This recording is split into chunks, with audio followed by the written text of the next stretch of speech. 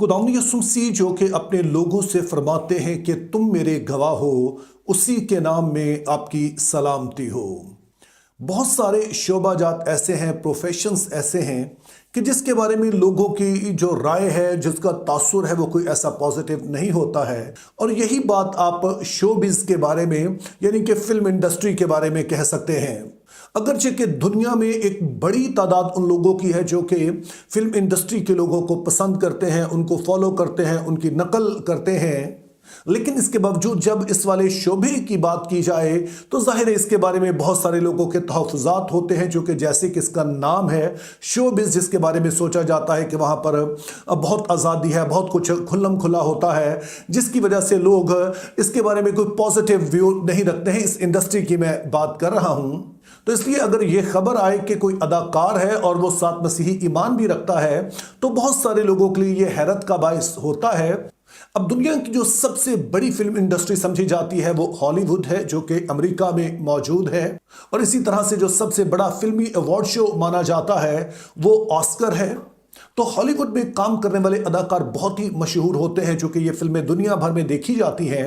लेकिन अगर किसी अदाकार को फिर ऑस्कर अवार्ड मिल जाए तो समझने कि उसकी जो शोहरत है, ना सिर्फ उसको चार चांद लग जाते हैं बल्कि एक तरह से वो अमर हो जाता है। और बहुत बड़े बड़े अदाकार होते हैं जो कि ज़िंदगी में शायद एक भी ये वाला अवार्ड हासिल नहीं कर पाते हैं। लेकिन आज हम जिस अदाकार की बात करने जा रहे हैं, जिनका नाम डेंजल वॉशिंगटन है, उन्होंने एक नहीं बल्कि 2 ऑस्कर अवार्ड जीते हैं। और जैसे कि मैंने कहा कि हॉलीवुड दुनिया की सबसे बड़ी फिल्म इंडस्ट्री है और वहाँ पर काम करने वाले लोग ज़ाहिर है दुनिया में सबसे ज़्यादा कमाते हैं। तो इस तरह से डेंजल वॉशिंगटन के पास ना सिर्फ शोहरत है बल्कि हर तरह की जो दुनियावी आसाइश हो सकती है वो उसके भी मालिक हैं।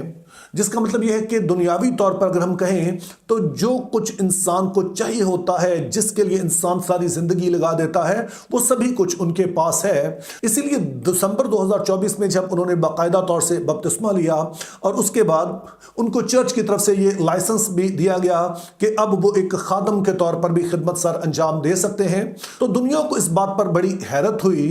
कि ऐसा शख्स इस शोबे को क्यों चुनेगा।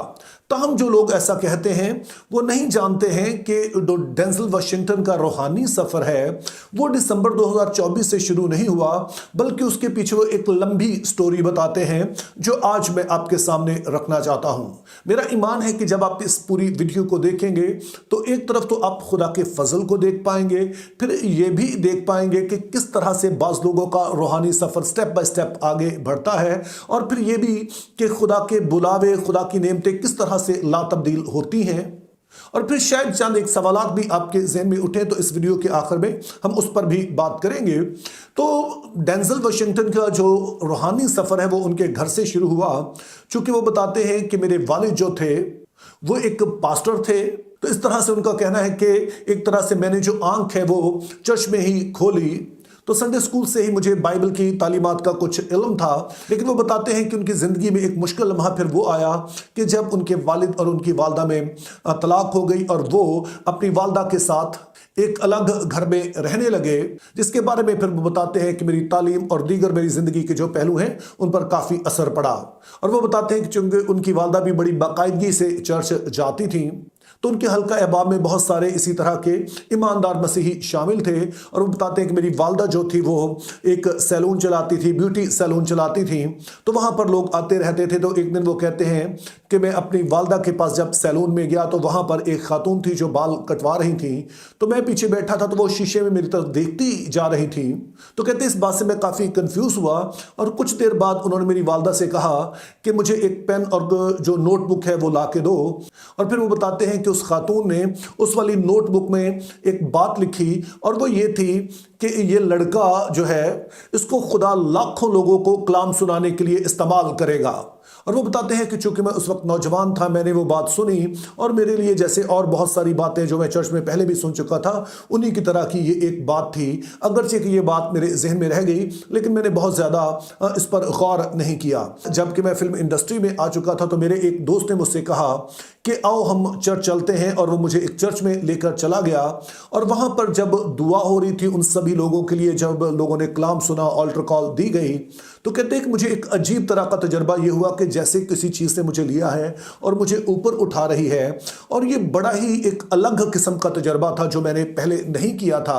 वो कहते हैं कि अब मैं समझता हूँ कि रूह कुद्स का ये ख़ास किस्म का मुझे तजर्बा दिया गया। ये तजर्बा अगरचे कि बड़ा खुशकुन था, लेकिन कहीं पे मैं अंदर से खौफजदा भी था, चूँकि मैं पूरी तरह से गिव इन नहीं करना चाह रहा था, मैं पूरी तरह से अपने आप को खुदा के हवाले नहीं करना चाह रहा था। लेकिन वो बताते हैं कि इस वाले तजर्बे के बाद कुछ तब्दीली मेरी ज़िंदगी में आई। पहले नंबर पर तो बताते हैं कि इसके बाद मैंने फैसला किया कि मैं अपने इस टैलेंट को, कि मैं एक अदाकार हूँ, तो मैं इसको इस्तेमाल करूँगा ताकि जो बाइबल की वैल्यूज़ है उनको आगे बढ़ा सकूँ। यानी कि मैं जो भी किरदार करूँगा, मैं कोशिश करूँगा कि इस तरह से इसको किया जाए कि लोग जो इसके पीछे अखलाकी सबक है उसको बेहतर तौर पर कबूल कर सकें। हत्ता कि वो कहते हैं कि जब मैंने नेगेटिव रोल भी किए तो उस वक्त भी मैंने कोशिश की कि इसको इस तरह से बुरा दिखाया जाए कि लोग इस तरह के काम से दूर रह सकें। दूसरी चीज़ वो बताते हैं कि इस तजर्बे के बाद मैं अपने ईमान में बहुत बोल्ड हो गया, और वो कहते हैं कि हॉलीवुड में होते हुए ये आसान नहीं है कि आप वहाँ पर ये कहें कि आप मसीही हैं और आप खुले आम इस बात का इकरार करें, क्योंकि जब आप ऐसा करते हैं तो अक्सर प्रोड्यूसर, डायरेक्टर्स जो होते हैं वो एथियस्ट हैं, खुदा के वजूद का यकीन नहीं करते हैं, तो वो ईमानदार मसीहों को कोई ज़्यादा पसंद नहीं करते हैं। तो इसलिए अगरचे कि ये ख़तरा मौजूद था कि मुझे किसी तरह के रोल ना मिले, लेकिन बहरहाल मैं अपने जो मसीही ईमान है उसमें मैं बड़ा ओपन हो गया, और जहां कहीं भी मुझे मौका मिला, अगर मुझे कहीं पर बुलाया गया, तो मैंने कोशिश की कि वो वाले आइडियाज़ जो कि बिब्लिकल आइडियाज़ हैं लोगों तक पहुंचा सकूं। फिर वो बताते हैं कि सारे सफ़र में, यानी कि वो अपने रूहानी सफ़र की बात कर रहे हैं, जिसमें सबसे अहम किरदार अदा किया वो उनकी वालदा थी।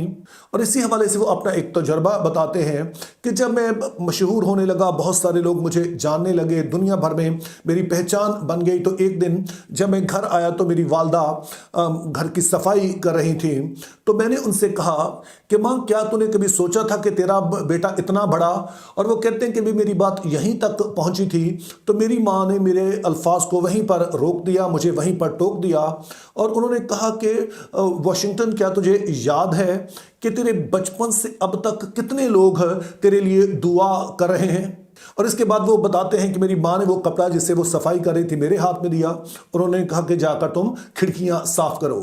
और वो बताते हैं कि मेरी माँ के इन अल्फाज से मैंने मसीही किरदार की दो खूबियाँ सीखी जो फिर बाकी ज़िंदगी मेरे साथ रहीं। उनमें से पहली चीज़ ये थी कि मैं जो कुछ भी हूँ, मेरी जो भी कामयाबी है, मेरे पास जो भी टैलेंट है, ये सिर्फ खुदा का फजल है। और वो बताते हैं कि जब मैंने इस बात को समझ लिया तो दूसरी फिर जो एक मसीही खूबी मेरे अंदर पैदा हुई वो ह्यूमिलिटी की थी। और फिर वो इकरार करते हैं कि अगरचे कि मेरी ज़िंदगी में बहुत कुछ अच्छा हो रहा था, लेकिन चूंकि मैंने पूरी तरह से अपने आप को खुदा के हवाले नहीं किया था, ये एहसास मुझे हमेशा रहता था। और फिर एक वक्त मेरी ज़िंदगी में ऐसा आया कि जब कुछ नाकामियाँ मुझे मिली, और वो कहते हैं कि इस बात से मुझे बड़ा धचका लगा, और उसके बाद मैं शराब नोशी करने लगा। लेकिन वो कहते हैं इस दौरान भी मेरी कोशिश थी कि मैं खुदा के लिए कुछ कर सकूं, और मैंने बहुत सारी जगहों पे बहुत सारे हदिया जात देना शुरू कर दिए। और फिर वो कहते हैं कि एक दिन फिर से मेरी वालदा मेरे पास आई, और उन्होंने मुझसे कहा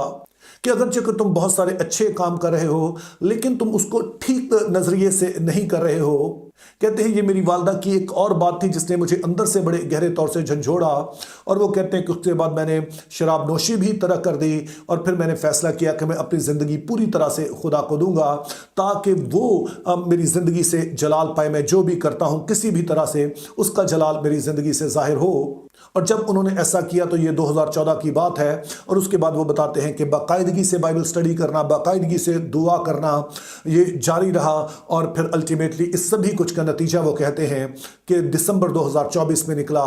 कि जब मैंने अपने आप को पूरी तरह से खुदा के हवाले किया, और मैंने कहा कि मैं बपतिस्मा भी लेना चाहता हूँ, और साथ में मैं एक प्रीचर के तौर पे, एक मुनाद के तौर पर भी खिदमत करना चाहता हूँ, जो कि अब वो कर रहे हैं। लेकिन शायद हमारे ज़हन में सवाल पैदा हो कि क्या ये अच्छा ना होता कि जब उस खातून ने इसके बारे में नबूवती कलाम किया था कि खुदा तुझे कलाम की खिदमत के लिए दुनिया भर में इस्तेमाल करेगा, तो उसी वक्त वो इस खिदमत में आ जाते। तो लोग इसका जवाब दो तरह से देते हैं। बाज़ लोगों का ख्याल है कि बेशक उन्हें ऐसा ही करना चाहिए था, کیونکہ اگر وہ ایسا کرتے تو چونکہ ٹیلنٹ تو ان کے پاس تھا ہی، اگر وہ دنیا بھر کے سامنے اپنے اس ٹیلنٹ کو منوا سکتے ہیں کہ انہیں بولنے کا سلیقہ ہے، انہیں پتہ ہے کہ اپنی بات کو آگے پہنچانا کیسے ہے، تو یقینی طور پر وہ بہت اچھے ایک خادم بھی، پاسٹر بھی ثابت ہو سکتے تھے۔ تو ہم دوسری طرف وہ لوگ ہیں کہ شاید خدا نے یہ سب کچھ اس کی زندگی میں ہونے دیا، کیونکہ ایک طرف تو وہ ایک ایسی جگہ پر خدا کے گواہ بن کے رہے، مسیحی ایمان کا وہ اقرار کرتے رہے کہ جہاں پر خدا کا نام لینا بھی سمجھے کہ جرم سمجھا جاتا ہے، اور پھر اسی کے وسیلے سے وہ دنیا بھر میں مشہور بھی ہوئے۔ اور اب جب وہ کوئی بات کہتے ہیں تو وہ لوگ جو مسیحی نہیں بھی ہیں وہ یقینی طور پر ان کی بات سنیں گے، چونکہ اب وہ ایک جانا پہچانا چہرہ ہے۔ تو اس طرح سے ان لوگوں کا ماننا ہے، یہ جو دوسرا گروپ ہے، کہ خدا نے یہ سارا کچھ ہونے دیا ہے تاکہ الٹیمیٹلی اپنے جلال کو ظاہر کرے۔ اب ان دونوں میں سے جو بات بھی سچ ہو، لیکن ایک بات تو ہم یقینی طور پر دیکھ سکتے ہیں کہ خدا کا فضل بیاں سے باہر ہے، اس کے بلاوے لا تبدیل ہیں، اور اس نے ان جگہوں پر بھی اپنے گواہ رکھے ہیں کہ جہاں پر کوئی سوچ بھی نہیں سکتا ہے۔ تو میری دعا ہے کہ ہم خدا کے فضل کے لیے، اس کے بلاووں کے لیے ہمیشہ اس کے شکر گزار رہیں، اور ہم بھی جہاں پر خدا نے ہمیں رکھا ہے وہاں پر اس کے گواہ بن کر رہیں، تاکہ ہماری زندگی کا مقصد پورا ہو۔ Think biblically, live purposefully. Have a very good day.